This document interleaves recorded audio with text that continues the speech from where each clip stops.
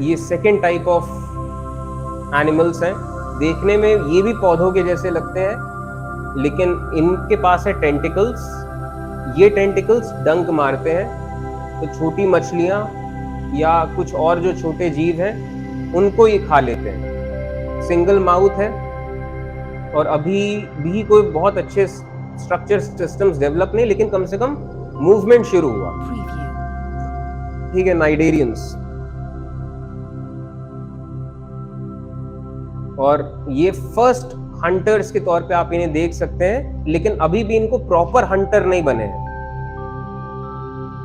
क्योंकि ये भी मतलब नाइडेरियंस में भी दो प्रजातियां हैं। एक है पॉलिप, जो कि ये जो चीज आपको दिख रही है पॉलिप है, एक जगह पे फिक्स्ड है और ऊपर की तरफ माउथ है इसका। और दूसरा टाइप ऑफ जो नाइडेरियंस में है वो जेलीफिश है। ठीक है,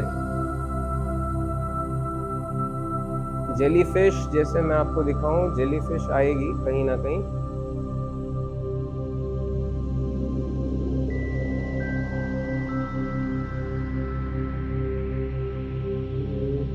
ये जेलीफिश, ये भी नाइडेरियंस है, ये मूव कर सकते हैं और इनको मेड्यूसा कहा जाता है।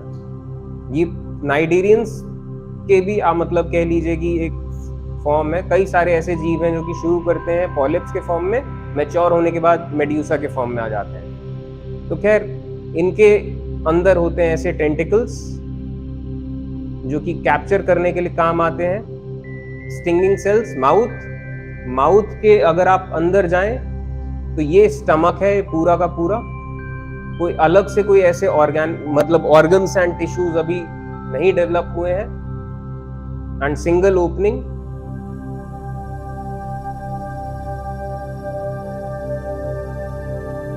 नाइडेरियंस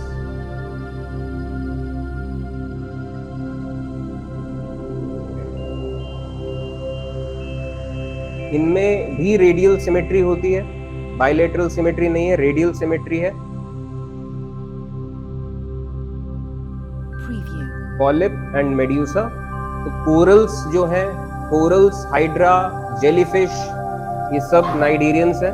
माउथ है, एनस नहीं है, टेंटिकल्स हैं। टेंटिकल्स को कहते हैं नाइडोब्लास्ट। ये पर्टिकुलर नाइडेरियंस से ही आया है, नाइडोब्लास्ट। और जिनका एक और नाम है निमैटोसिस्ट, ये भी इनका नाम है। और ये अलग अलग, ये सब मरीन ही है वैसे।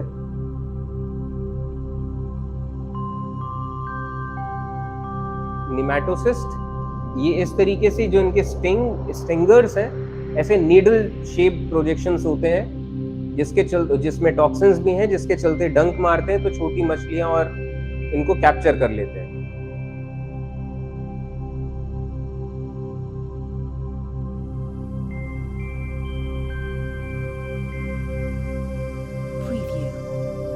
मछली को कैप्चर किया माउथ के अंदर।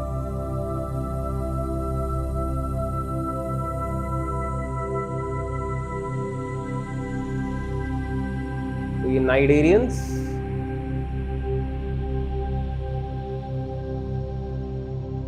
और कोरल्स, जो ये कोरल रीफ्स हैं, ये भी नाइडेरियंस ही हैं। इनमें क्या सीन है कि ये जो पर्टिकुलर टाइप ऑफ, जो ये पॉलिप्स हैं एक्चुअली, जो कॉलोनीज में रह रहे हैं, और ये कैल्शियम कार्बोनेट बनाते हैं, और कैल्शियम कार्बोनेट इनके नीचे जमा होता चला जाता है, तो कोरल बढ़ता चला जाता है। और ये क्या करते हैं, ये भी सिम्बायोटिक रिलेशनशिप में है एल्गी के साथ।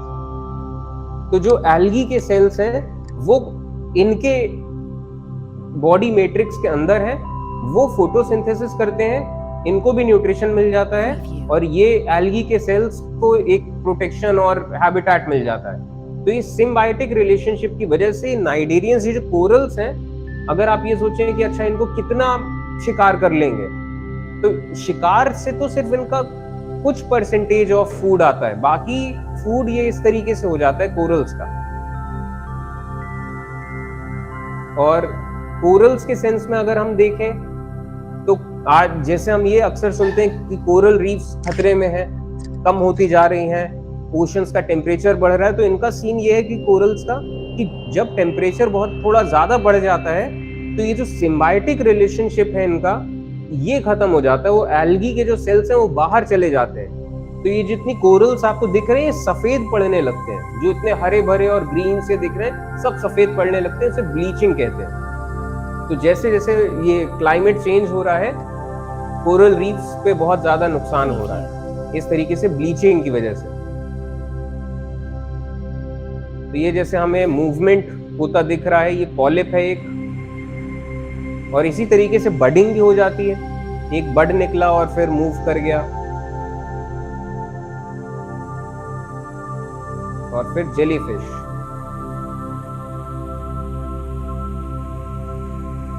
ये भी इसी तरीके से टेंटिकल्स इनके होते हैं।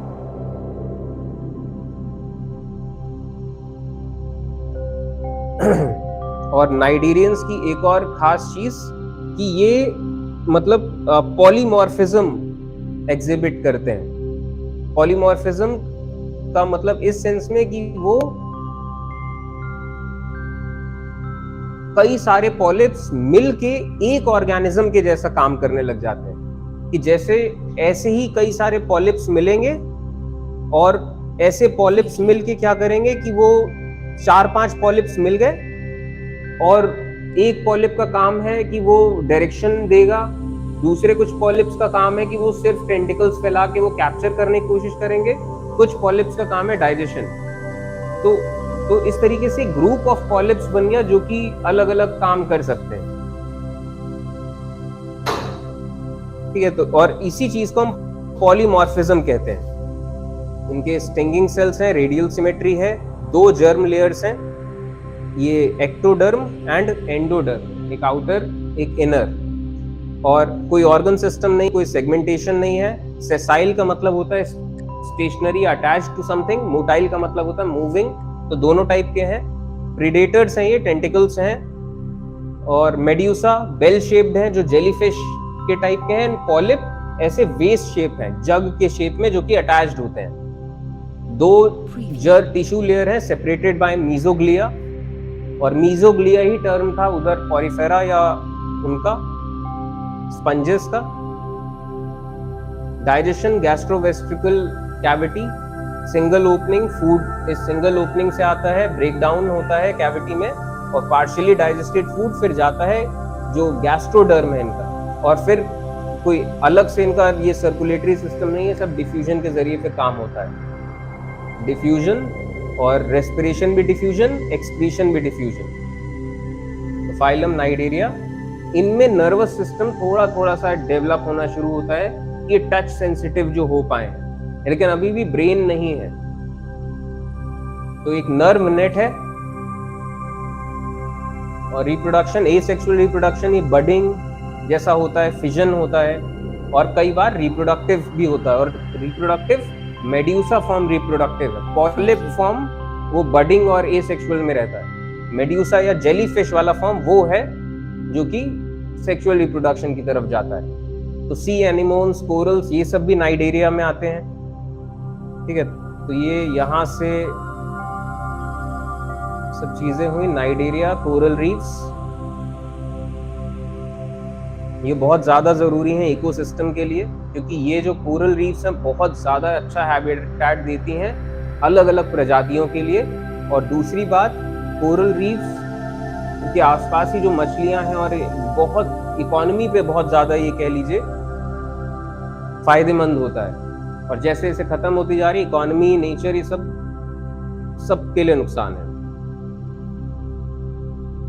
ठीक है, तो यहां तक हमने नाइडेरियंस देखा, बाकी चीजें फिर हम कल डिस्कस करेंगे। ठीक है, आज के लिए इतना ही रखते हैं।